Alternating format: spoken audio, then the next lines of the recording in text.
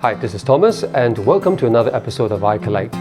And in today's episode, I'm very delighted to be invited into the home of an avid and consummate collector of something you wouldn't expect someone will collect in such large quantity. So let's go and find out what they are and talk to our collector. Hi, I'm Jasmine and I collect molds. Hey Jasmine, thanks for sharing with us your very unusual collection of these molds for culinary use. Perhaps tell us how did you get started and why the fascination with these molds?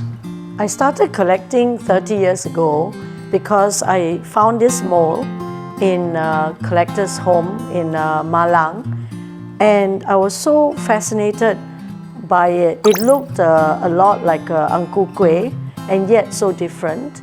And on the side there was yet another one which I couldn't figure out what it was. So I brought this back, and then later on I just felt the need to find out more about molds.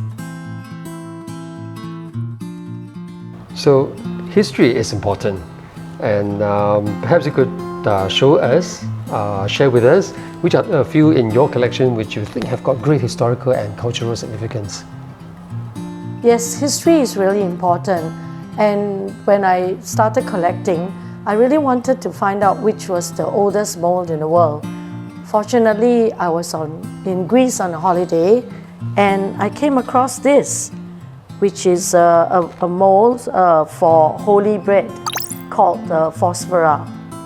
And this mold is used to stamp on bread, and you can see the words here in reverse. In Beagle, it will be Jesus Christ rises. Another mold that I particularly found very interesting was from a village in Bali.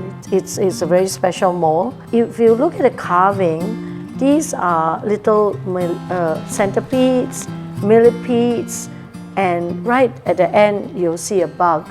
And the reason is because in Bali they worship the underworld, and rice flour would be pressed into these molds to be made into rice cakes for offerings to the spirits of the underworld.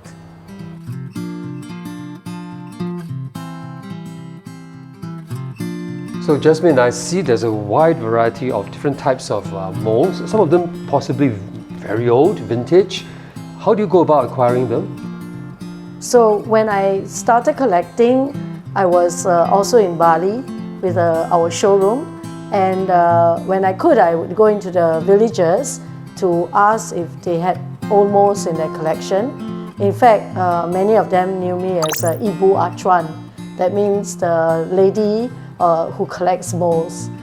And for some of the rarer ones, I actually have dealers who approach me, like for example this porcelain one, which is more than 100 years old, and then they let me know that they've acquired a special piece and whether I would like to buy them.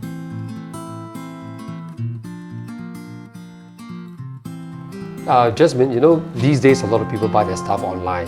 So do you buy yours online? Actually I do.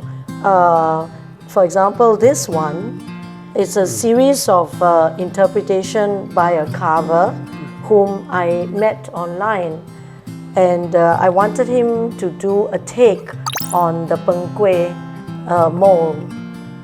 This one is a pastry wheel which I bought from Carousel in UK.